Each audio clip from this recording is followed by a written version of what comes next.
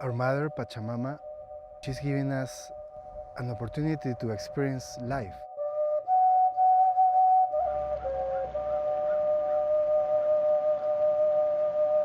Where I come from, we call our Mother Earth Pachamama. Pachamama. Pacha has two different meanings. It means universe, the universal life, and it also means time. This is very powerful for us. It means these two things, time and universe, space. And Pachamama is the giver of life. She gives us our life. She gives us the place where we are alive, this earth, and the food, the water, all that we need. But she also gives us time. She's the mother of time.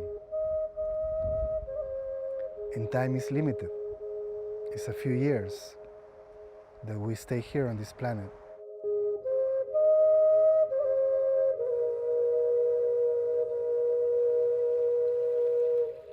And when I reflect about this and I pray to Pachamama and ask for help to understand who is Pachamama, what is this place where we are, what I feel, what I understand, and what our ancestors understood is that life, time, space, they are all the same thing. Opportunity. We can also say that Pachamama means the mother of the opportunity. This is the great gift we are given, the opportunity to experience life. The opportunity to experience life in this beautiful earth, full of beauty, full of difficulties, full of surprises, where we can really grow, where we can really explore, learn, develop ourselves, have our heart develop feelings for all this life, have children and love our children, use what the earth gives us and create things from it, beautiful things, and always make our lives better, create a good way of life.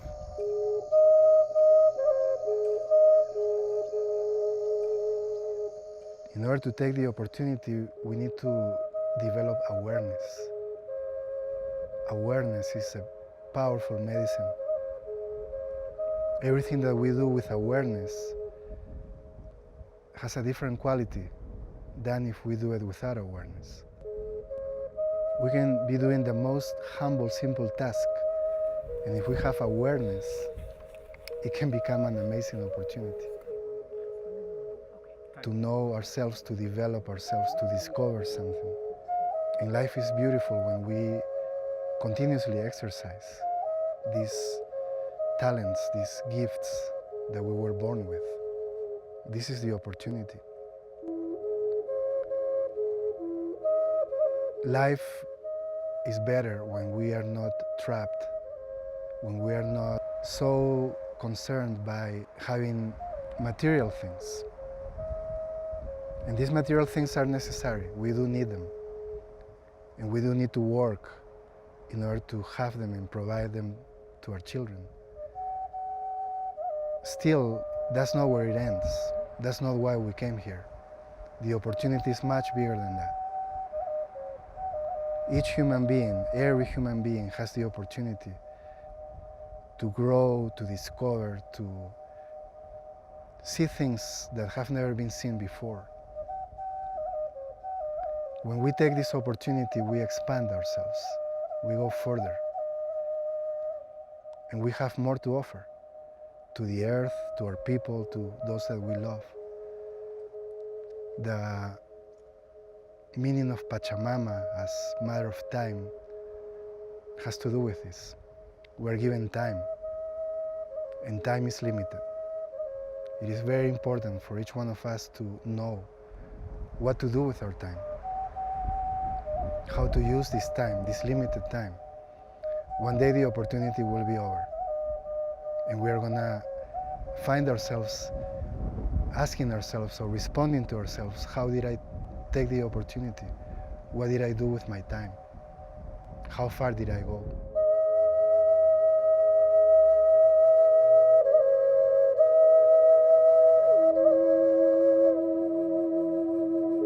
Our Mother Pachamama, Mother of the universe, Mother of time, Mother Earth, she gives birth to all kinds of creatures, and she also gives birth to time, times, cycles.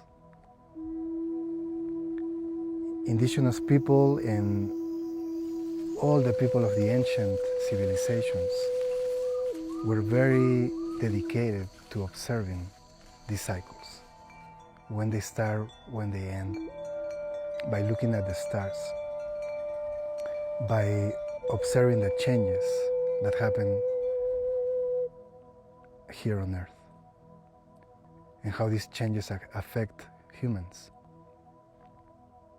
Nature and all life on Earth has to always go through a big cycle that is divided in 3 parts.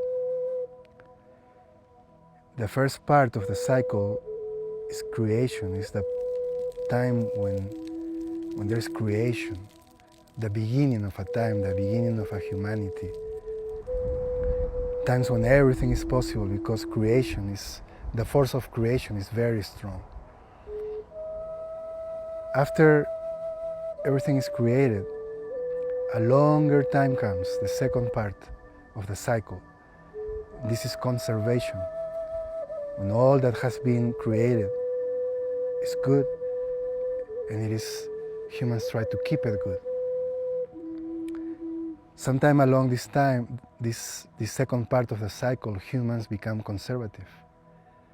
They are not as creative anymore. And sometime at the end of this second part, humans can even forget where the creation came from. And they have the risk of getting corrupted, of forgetting, of betraying their own beginning, their own principles. When this happens, the third part of the cycle comes, and this is renewal. Renewal, when some forces have to come to renew everything, to change everything, to make it new again. Like when a forest is hit by lightning and there is a fire and everything gets burned, and a few weeks later, new life is being born everywhere, and it's fresh and it's good. And the old forest is gone. This is a new one, born from it. This is a natural law, and humanity goes through this.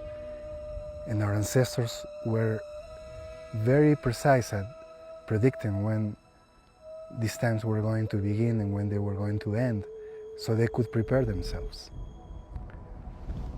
Many sages, many wise people, since long time ago, and even today, know and are telling us that we are right now in the time of renewal, in the last part of a big cycle. This is why things are the way they are now. Everything is changing very fast. One of the aspects of this time of renewal is that anything that is not serving life, that is not healthy, bad habits or old illnesses, they have to come to an end. So they need to be purified. All of us, all humans, we're being asked to do this. We're being called to purify ourselves, to remember, to get rid of the bad habits, to get rid of the illness. There's immense opportunity for healing today, so we can be ready for the next time, for the new creation. This is how our elders see things, that we need to prepare for this new time. And this preparation is very necessary, it's very important. The more we collaborate, the more we put ourselves in this training, in this preparation, in this healing and purification, better we do at this time. Otherwise, this could be a difficult time for many people. It is a personal choice to collaborate, to participate in the wave of renewal and change, than to just be standing there and have that wave come and hit on us. There's a big difference, and it's up to everyone to choose one or the other. Antarctica, the world's greatest freezer, is melting. The Earth is doomed. How will humans fight back before our cities are inundated? And we're running out of time. Now that was scary, right? But that's how most people get their information on climate change. Now we're not saying that the science is inaccurate. Yes, there is a problem, which is rising carbon in the atmosphere, which has history of going up and down. Here's where humans came in. Here's where we started burning oil, gas and coal. And here's where we are today. In fact, the actual level of carbon dioxide equivalent is 490 ppm. So yes, that's the problem statement. But is it game over? Or are there solutions to address this? Global warming has been in the public sphere for more than 40 years. Our atmosphere seems to be getting warmer. This is bad? Well, it's been calculated a few degrees rise in the Earth's temperature would melt the polar ice caps. But no one has mapped out concrete solutions to reverse global warming. Well, until now. Environmentalist Paul Hawken started a small organization in Sausalito to map out the solutions. He called it Project Drawdown. Drawdown is basically a military term which means a reduction in size of military force. But he defined drawdown as reduction in the carbon in atmosphere. Also, the term drawdown establishes a goal that was basically missing from climate change discussions. They didn't have money, so they sent out calls to universities, and college students from 22 countries and 6 continents showed up as drawdown research fellows, and with the help of 120 advisors, they came up with 100 solutions that are in hand and practical to reverse global warming. What did they do? They did the math. They ranked all these solutions based on overall carbon dioxide equivalent arrested in gigatons until 2050 in a conservative scenario. They figured out what could be the cost for the next 30 years and the net savings. And all this data is based on peer-reviewed research. We think it'll take about $200 billion a year to stabilize population, eradicate poverty, and restore the economy's natural support systems over the next decade. That's a lot. But when you compare it with military budgets, it's really not that much. It is a third of the US military budget. It is roughly an eighth of the global military budget. So we can't say we don't have the resources to save civilization. We do. These are the cliche images we see when someone talks about climate change. But it's much more than that. Let's see some of the drawdown solutions and try to break these cliches. Afforestation. Creating new forests where there were none before is the aim of afforestation. It is ranked number 15 out of 100 with a potential savings of $392 billion. High-speed rail. It is powered almost exclusively by electricity and not diesel. Compared to driving, flying, or riding conventional rail, it is the fastest way to travel between 2 points that are a few hundred miles apart and reduces carbon emissions up to 90%. High-speed rail is expensive and requires high ridership to break even, but it can be an important component of a sustainable transportation system and bring vitality to city centers.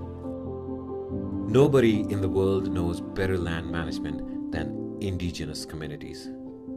They have long been the front line of resistance against deforestation, mineral, oil and gas extraction, and the expansion of monocrop plantations. Their resistance prevents land-based carbon emissions and maintains or increases carbon sequestration.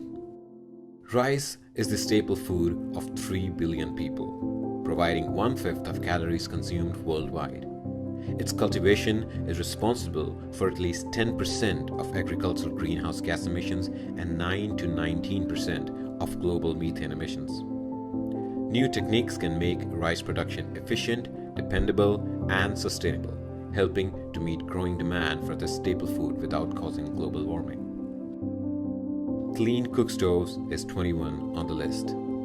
Around the world, 3 billion people cook over open fires or on rudimentary stoves. The cooking fuels used by 40% of humanity are wood, charcoal, animal dung, crop residue, and coal, which release plumes of smoke and soot. Affordable, effective, and durable clean cooking technologies can cut emissions by an incredible 95%. Wind energy is at the crest of initiatives to address global warming in the coming 3 decades. The wind industry is marked by a rapid increase in number of turbines, dropping costs, and heightened performance. In many areas, wind is either competitive with or less expensive than coal-generated electricity. Onshore wind turbine is the number 2 solution, and offshore wind turbine is number 22 on the list. Combined together, they become the number 1 solution to reverse global warming. This is Namora, a remote community high in Peru's northern Andes, where farmers spend their days attending to their potato crops under the bright blue sky. People here used to rely on candles for a bit of light after dark, when temperatures can drop to near freezing.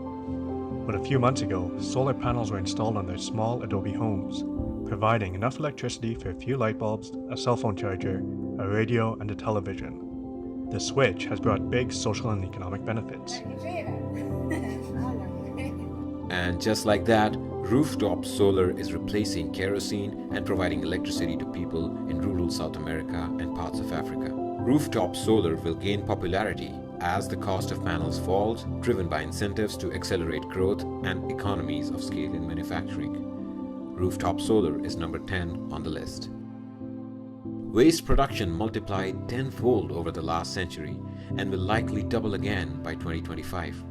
Half or less of that waste is generated at a household level. Recycling can reduce emissions because producing new products from recovered materials often saves energy. Managing household waste tends to be the responsibility of city governments or of informal waste collection in lower-income cities. Leading cities have achieved recycling rates of 65% or more. Household recycling is number 55 on the list. There are 20 solutions out of 100 which are coming attractions and have great potential for drawdown. Marine permaculture is an innovation to restore natural ocean overturning circulation, a process that brings nutrient-rich waters to the sea surface and restores aquatic plant and animal productivity. Floating kelp forests could sequester billions of tons of carbon dioxide while providing food, feed, fertilizer, fiber, and biofuels to the world. According to a 2014 study, building with wood could reduce annual global emissions of carbon dioxide by 14 to 31%. Conventional wisdom suggests that wood and high-rise buildings are incompatible and that flammability is an issue. But processing and manufacturing technologies in wood is challenging those limitations. New, high-performance products are more fire-resistant, as well as more cost-effective and stronger than ever. These cows are eating seaweed. Isn't that cool? See? Seaweed. The cows. There's another one over here. A team of scientists in Australia have tested a wide range of seaweeds mixed with feeds in artificial cow stomachs, and they have found out that a species of red algae reduced methane production from livestock by 99%. This would reduce the amount of soy, corn, and grass required as feed to the cows. Project Drawdown also found some very surprising solutions based on their overall ranking, like reduced food waste, which is number 3 on the list. 1/3 of the food raised or prepared does not make it from farm or factory to fork. The food we waste is responsible for roughly 8% of global emissions. There are a number of ways to address this issue. In lower income countries, improving infrastructure for storage, processing, and transportation is essential. In higher income regions, major interventions are needed at the retail and consumer levels. Beyond addressing emissions, these efforts can also help to meet future food demand. Plant-rich diet is number 4 on the list. Shifting to a diet rich in plants is a demand-side solution to global warming that runs counter to the meat-centric Western diet, which is on the rise globally. Plant-rich diets reduce emissions and also tend to be healthier, leading to a lower rates of chronic diseases. Education lays the foundation for vibrant lives for girls and women, their families, and their communities. It also is one of the most powerful levers available for avoiding emissions by curbing population growth. Women with more years of education have fewer and healthier children and actively manage their reproductive health. Educated girls realize higher wages and greater upward mobility, contributing to economic growth. Their rates of maternal mortality drop, as do mortality rates of their babies. They are less likely to marry as children or against their will. They have lower incidence of HIV, AIDS, and malaria. Their agricultural plots are more productive and their families better nourished. Today, there are economic, cultural, and safety-related barriers that still impede 62 million girls around the world from realizing their right to education. Educating girls is surprisingly number 6 on the list. Related with educating girls is family planning, the number 7 solution. Securing women's right to voluntary, high-quality family planning around the world would have powerful positive impacts on the health, welfare, and life expectancy of both women and their children. It also can affect greenhouse gas emissions. Based on carbon dioxide equivalent reductions, educating girls and family planning are number 6 and number 7 solutions respectively, compared to the number 1 solution, refrigerant management. However, if we combine number 6 and number 7, it becomes the number 1 solution.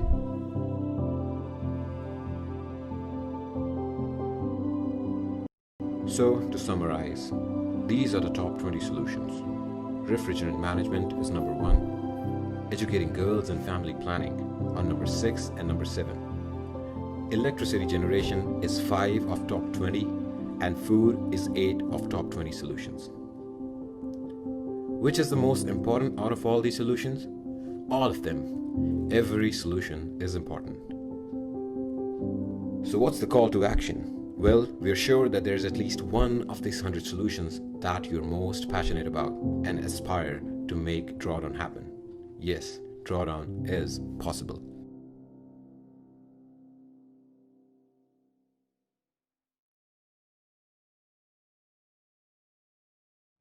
So, you've got this amazing information that it's not too late to reverse global warming. You've got your list of the top 100 solutions, and you're in touch with the fact that everything is connected and that we're part of, not separate from the Earth. Now what? What are you going to do? How will you engage? Where do you even begin? Let's take a look at another video message that I think is going to be helpful here. Environmental educator and activist Will Grant proposes that there are 4 levels our actions can take place on, and he suggests which one can make the biggest difference. In terms of a lot of social change, and especially in relationship to the environment, I think of what I call the 4 levels of action. The first is individual action. The second is action with my friends and family, the folks I'm directly connected to. The third is community and local institutions. And the fourth is the economy and policy change and changing laws. And so, in the environment, level 1 is, I recycle, I use less, I drive less.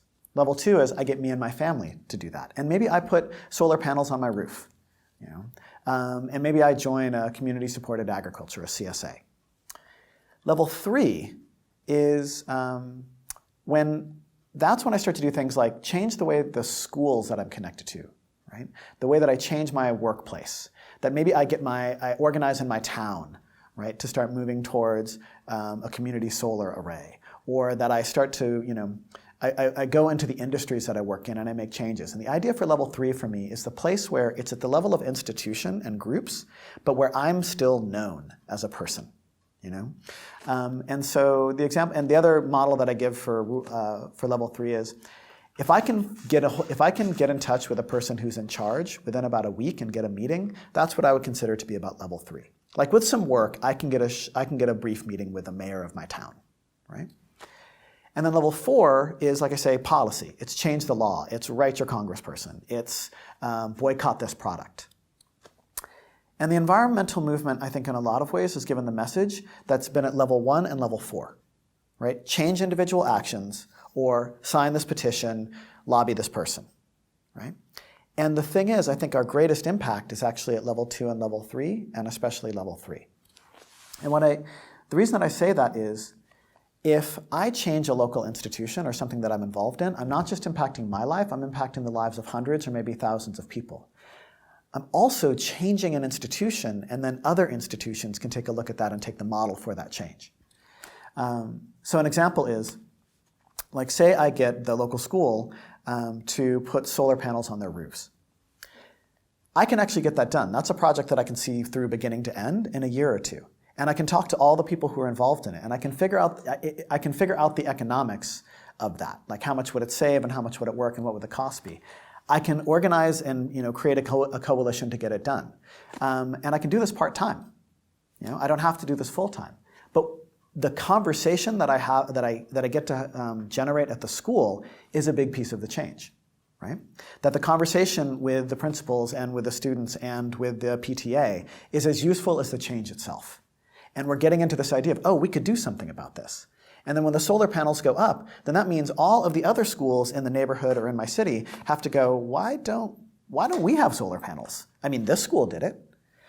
And so that's a level of a change that I think that we ought to be focusing on. And I think specifically with Drawdown, like there's these 100 solutions that are named in Drawdown. And the question is, how are they going to be implemented? But one of the things that the project did is that they looked at projects that were happening at what I've heard Paul Hawkins call from the middle out. Not just from the grassroots up, not just from the top down, but from most of those changes were organized by people working at level 3. To many, reversing global warming sounds impossible, but hopefully by now you see, number 1, global warming can be reversed. 2, we already know what to do. Many of the solutions are already in place around the world. 3, that local level 3 solutions have the greatest leverage. And 4, that you have a critical role to play in all of it. Here's the bottom line.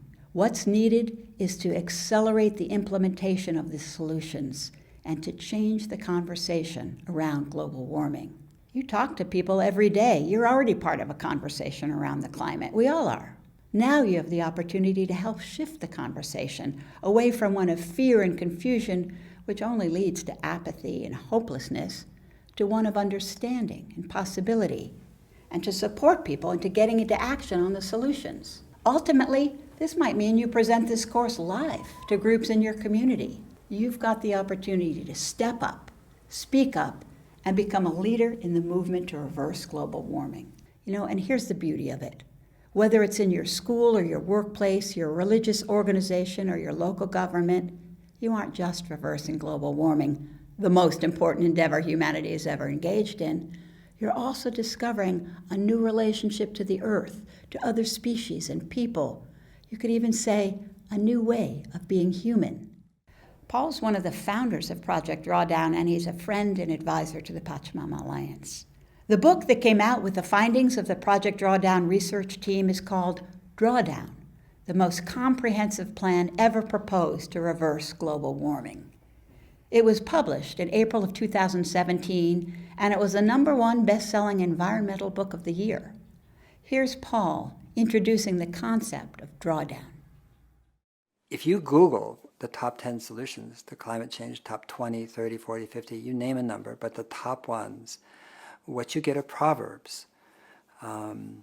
It's kind of like be kind to your mother, eat smart, consume less, be efficient, move closer to work, use power strips at home. I mean, things that are definitely sensible, make total sense, but also give you a sense that we're screwed. Because the enormity of the problem, the challenge that exists, it makes you feel sort of hopeless, actually. Most of the solutions in the world that are being proffered to people are about people's beliefs, whether they're from experts or they're from activists or they're from institutes or NGOs. It's just our beliefs about what we need to do. And like any good proverb, they're true, but they don't actually come together in a way that gives us a sense that cumulatively together and with those solutions, we can actually reverse global warming. And the idea that we should aim for mitigation or reduction or stabilization is just crazy, because ppm right now of carbon dioxide parts per million is 402. Humans have never existed when it was over 300. So we're in terra nova. We're in a place right now that no human being of any sort of type, and certainly civilizational or not, has ever existed. So the science about what's going to happen, how fast it's going to happen, is actually speculative. It's good science, but it's speculative. And the idea that we should adapt, mitigate, reduce at this point at 402 is, to me, absurd. If you're going the wrong way, you have to stop. You just can't slow down and say, now we're not going the wrong way. You still are going the wrong way. And that's why I say right now the proposals around addressing global warming are like Thelma and Louise in slow motion. We're just going right over the cliff, but we want to go slower. And that is not an inspirational goal for humankind. The only goal that makes sense for humanity is to reverse global warming. It's to stop, turn around, and go the other way. And I don't believe that you can achieve something if you don't name what it is you want to achieve. And naming the goal of reversal actually opens up possibility. There's this idea that somehow if we make our goals too big, that it's too hard. It's the other way around. The bigger you make your goal, the more spaciousness there is in your mind, and creativity, imagination soars within a big goal. It doesn't get very far when the goal is really tiny and minuscule. Drawdown is the point in time when greenhouse gases peak and begin to go down on a year-to-year basis. At least that's what it means in respect to climate. You can't achieve drawdown unless you bring carbon back home, because we're way past the point in the amount of greenhouse gases in the atmosphere that would lead to a stabilized planet or stabilized weather systems. That's gone. So drawdown depends on bringing carbon back home. There's only one way we know how to do it, and it happens every year, and that is through photosynthesis. And if you look at NASA maps of carbon dioxide emissions span of a year, what you see is that every year, actually, we do draw down 6 to 7 ppm. So it goes up and it goes down, it goes up and it goes down. The problem is it doesn't go down to where it was before, and so there is a slow incremental increase of CO2 and greenhouse gases. So it's really about that equilibration, getting to that point where we bring back every year, over the course of a year, the same amount that we're emitting, and then bring back a little more, and that point's drawdown. And that is a very doable thing. And the way we face it, the way we looked at it, is as if it's, almost an impossible task. And it's the other way around. The solutions surround us and around us all the time. The IPCC, the Intergovernmental Panel on Climate Change, is the most magnificent and greatest scientific endeavor in the history of humankind. There is no second or third place. Given that, you would think that we would know what to do cold. But actually the IPCC doesn't really work on solutions. They do have a third working group that is about solutions, and the one that came out 2 years ago was 2,017 pages long, and I don't think anybody I know read it, and it didn't become accessible in a way to people that they knew what to do as individuals, as communities, neighborhoods, cities, towns. It didn't make sense at all. It was science. So when we started Project Drawdown, we were working into a vacuum. What we did is map, measure, and model extant, existing, practical, hands-on, W.W. Granger, everybody can get them solutions or do them, and see what would happen if they continued to scale in a rigorous but reasonable way over 30 years, and whether or not we could achieve drawdown, which is that first point in time when greenhouse gases decline.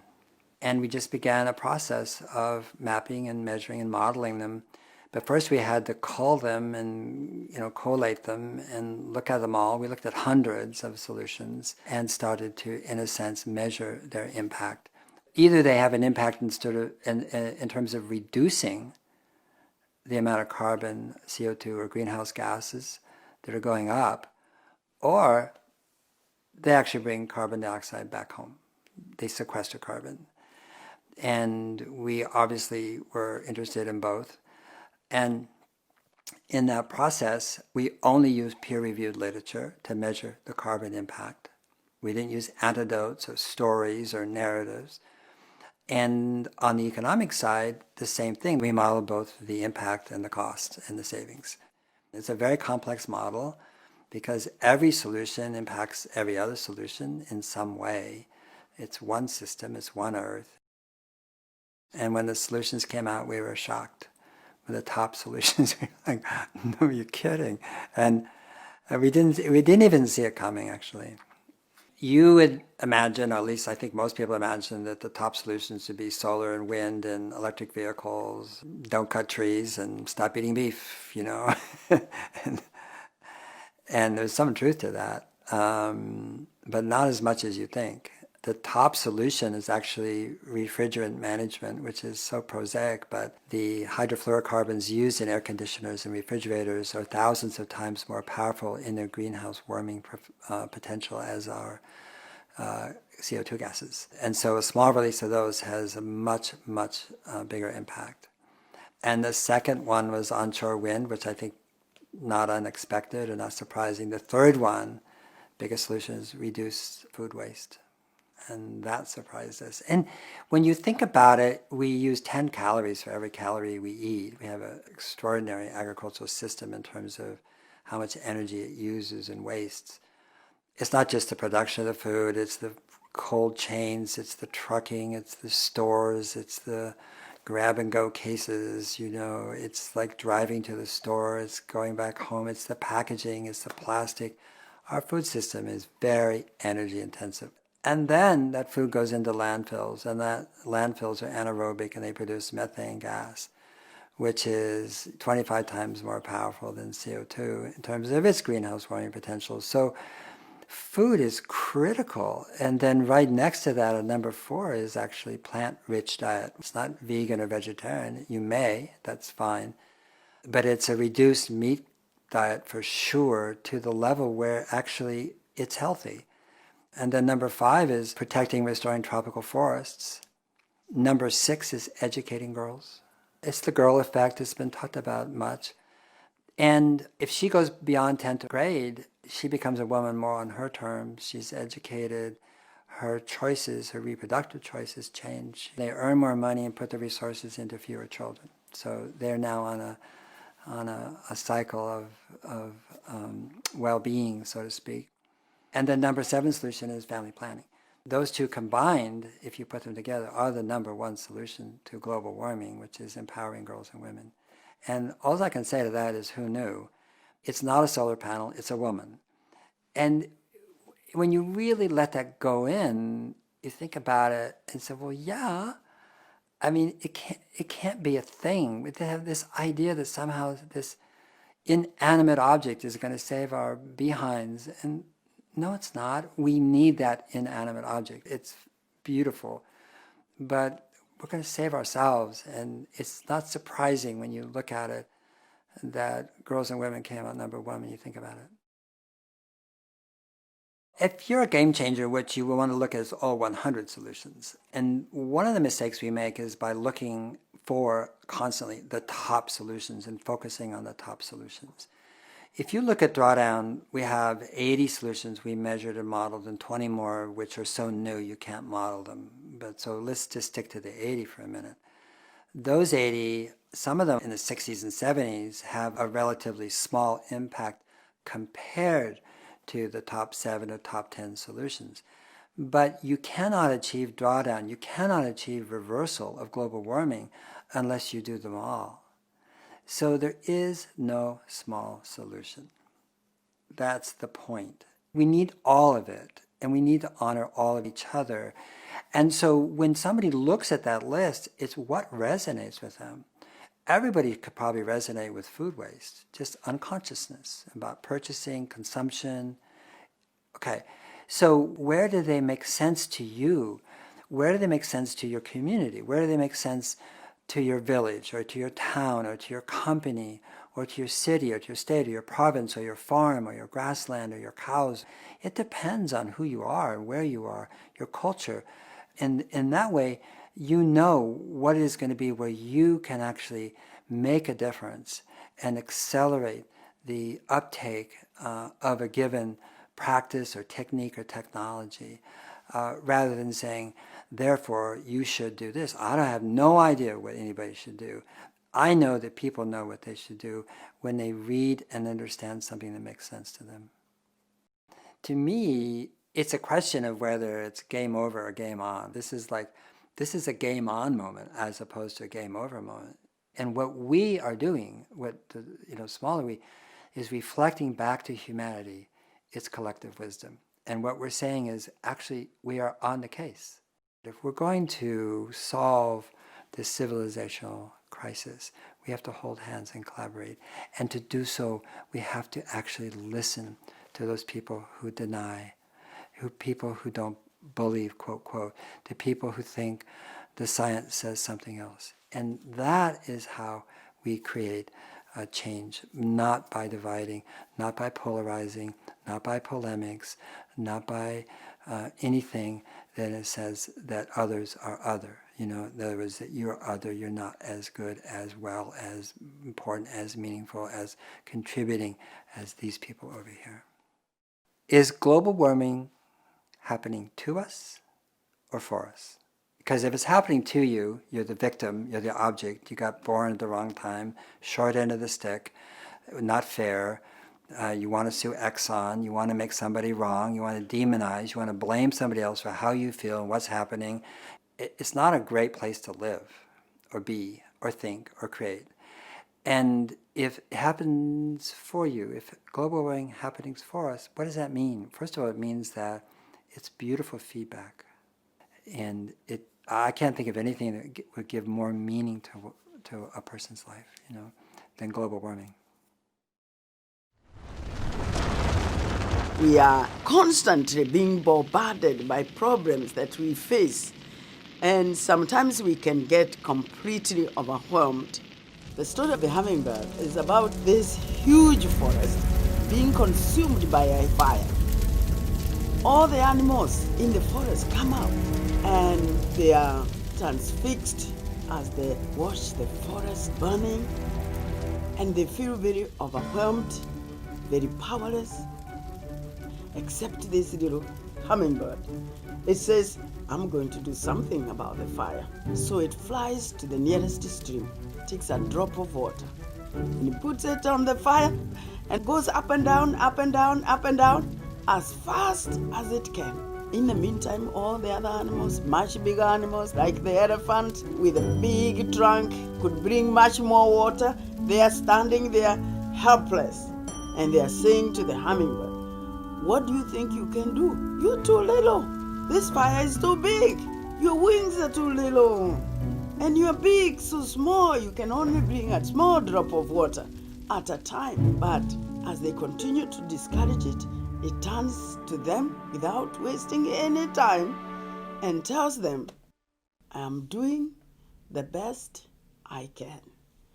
And that, to me, is what all of us should do. We should always feel like a hummingbird. I may feel insignificant, but I certainly don't want to be like the animals watching as the planet goes down the drain. I will be a hummingbird. I will do the best I can.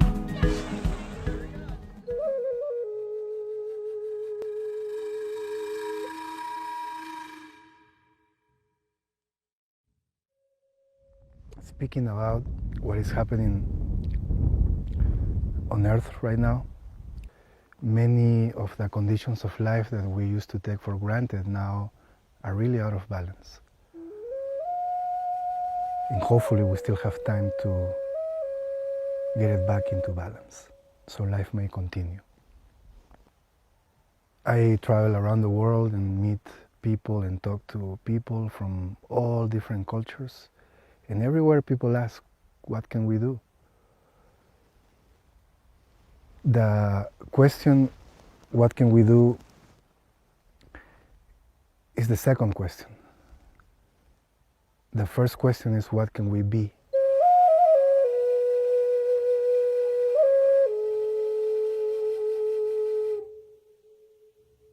Because what you can do is the consequence of who you are.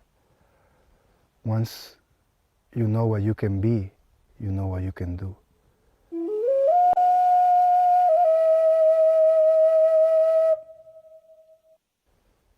A spider can build a web, a beautiful web. A cat can't. When the spider knows she's a spider, she builds a web. When a cat knows I am a cat, it can climb a tree. By knowing our nature, by knowing our gift, by knowing our being, who we are, naturally we know what we can do. And we cannot afford wasting time. We have little time. We need to be precise now. When someone sincerely asks, what can I do? My humble answer, the only answer that I find in my heart to be sincere is, first, find out what you can be. In our traditions, we have different practices. One of them is vision quest. Going to a hill and fast for many days, crying for help, asking for help, for a dream, for a vision that can reveal who we are, what is that we can do, born from our being, from a talent that we really have, or a gift that we receive in that vision quest from Spirit. That's not the only way. Different cultures, different traditions have and can offer to people different ways to do this. One way or another, at this time, I believe that those who really want to do something to help our planet and our humanity get better need spiritual growth, spiritual training, and to really make an effort to understand what this world is spiritual means. It's not an obligation, it's not something moral, it's not an imposition. We are essentially spiritual because we are essentially spirits, we are beings created by a great spirit. Being spiritual just means remembering who we really are, dedicating our time to return to our essence, and from that essence have the power to do things that can be really helpful. Action is extremely necessary at this time. This is not a time just to talk about it. The most spiritual thing now is action, to do something about what's happening, to go help where help is needed, to stand up where we need to stand up and protect what is being damaged. And still, this action needs to be born from a place in ourselves that has real talent, real intelligence, real power, real connection to the heart of the earth, to universal wisdom. So our actions are not a waste of time. So our actions are precise. Our actions are actions that are in harmony with the movement, the sacred movement of that force that wants to renew life here on earth and make it better for the following generations.